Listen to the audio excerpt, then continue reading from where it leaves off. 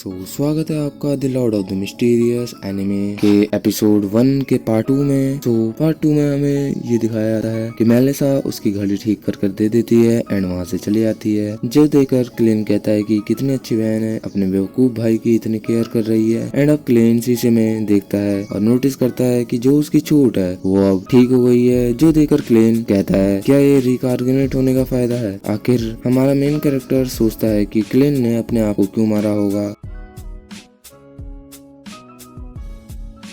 और जो क्लेन की मेमोरी है मेरे दिमाग में वो इतनी अच्छे तरीके से नहीं आ रही है। एंड मैं एक बात के लिए श्योर हूँ कि हो ना हो इन सब का लेना देना उस इंसेंट नोटबुक से ही है। आखिरकार में रिकार्गनेट कैसे हुआ और क्यों, मैं तो बस अपना काम कर रहा था। एंड उसको ध्यान आता है कि डिनर से पहले उसने लकाउंचमेंट रिचुअल को किया था। इन सब के बारे में वो सोच ही रहा होता है कि वहाँ पे मेलिसा खाना लेकर आती है एंड वो क्लेन से कहती कि खाना खा लो, मैं स्कूल जा रही हूँ। जाते वक्त वो क्लेन से कहती है कि ध्यान रखना फ्रेश ब्रेड को खरीदना जो कि 8 पाउंड के आएंगे, जल्दी से उन्हें खरीद लेना वरना वो गर्मी में खराब हो जाते हैं। और थोड़े बहुत लैम्प्स और पीन्स भी ले लेना। तुम इतनी मेहनत कर रहे हो जॉब के लिए तो मैं तुम्हारे लिए अच्छा खाना बनाना चाहती हूँ एंड तुम थोड़ा वेट करना, मैं थोड़ा लेट आऊंगी तो तुम थोड़ा वेट करना। ऐसे बोलने के बाद वो वहाँ से चली जाती है। वहीं पर क्लेन भी अब उसे बाय करता है एंड वो कहता है मेलिसा मुझे माफ करना, जब तुम आओगी तब शायद मैं यहाँ पर होऊंगा ही नहीं। इसके बाद क्लेन वापस उस गन के बारे में सोचने लगता है एंड वो कहता है ये गन काफी तेज आवाज करेगी ना जब ये चलेगी, तो मेलिसा ने कोई आवाज क्यों नहीं सुनी जबकि उसका रूम तो बगल में ही। एंड वो कहता है कि जितनी देर में यहाँ रुकूंगा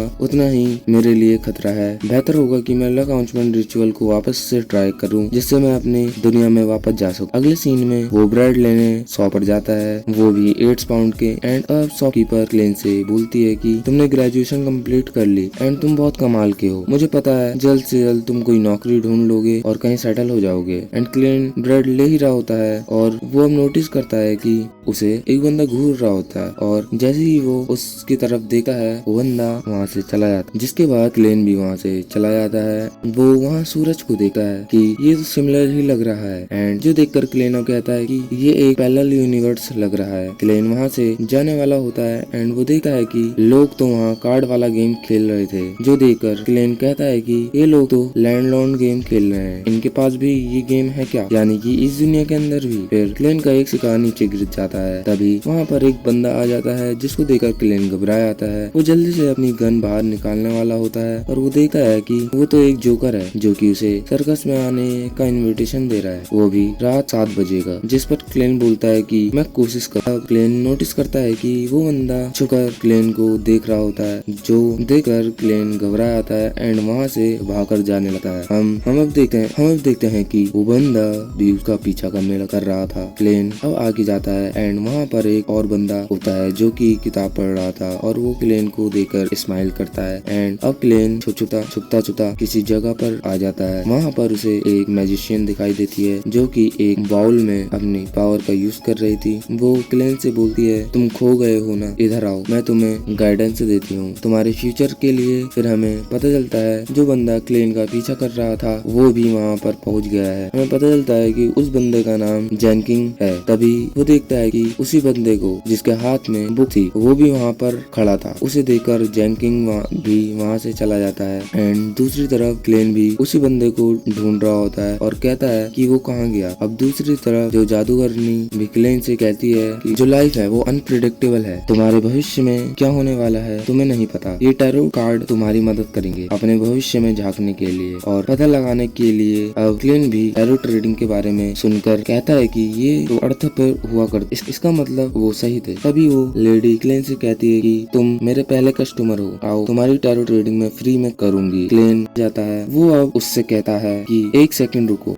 जो तुम इंटरप्रेट करोगी कार्ड का वो भी फ्री में। अब वो लेडी फंस जाती है और मजबूरी में हाँ बोल देती है। ये सुनकर क्लेन भी मन में हंसता है एंड वो कहता है कि जो फ्री की चीज होती है वो ग्रेट प्राइस में मिलती है। इसके बाद वो लेडी अब ट्रेडिंग करना शुरू करती है। वो क्लेन से कहती है कि तुम क्या जानना चाहोगे, जिस पर क्लेन कहता है कि मैं अपने पास्ट, प्रेजेंट और फ्यूचर के बारे में जानना चाहूंगा। वो लेडी कहती है कि ठीक है, तुम ये कार्ड सफल करो और यही क्वेश्चन अपने दिमाग में पूछ रहा हो। क्लेन कहता है कि ठीक है, मैंने इनको सफल कर दिया है, अब शुरू करो। और वो लेडी भी कहती है कि ठीक है। इसके बाद वो 3 कार्ड निकालती है और वो कहती है कि ये कार्ड तुम्हारे पास्ट को दिखाएंगे, या तुम्हारे फ्यूचर को, और या तुम्हारे प्रेजेंट को। तो बताओ तुम कौन सा सबसे पहले देखना चाहोगे। क्लेन कहता है प्रेजेंट वाले को। और अब वो लेडी उस कार्ड को फ्लिप करती है और हमें पता चलता है कि उस कार्ड के अंदर होता है फूल। अब क्लेन कहता है कि ये तो कार्ड 0 होता है, जो कि टैरो का ये कार्ड नई बिगिनिंग को रिप्रेजेंट करता है। तभी वहाँ पे एक लड़की आ जाती है। वो उस मैजिशियन से कहती है कि तुम मेरी कॉपी क्यों कर रही हो, ये ध्यान रखो कि तुम बस एक कस्टमर हो। ये सुनकर अब क्लेन सोचता है कि जो लेडी मुझे मेरे प्रेजेंट के बारे में बता रही थी वो मुझे पागल बना रही थी। वहीं वो लेडी उस जादूगरनी को वहाँ से जाने के लिए बोलती है। तभी वो जादूगरनी भी वहाँ से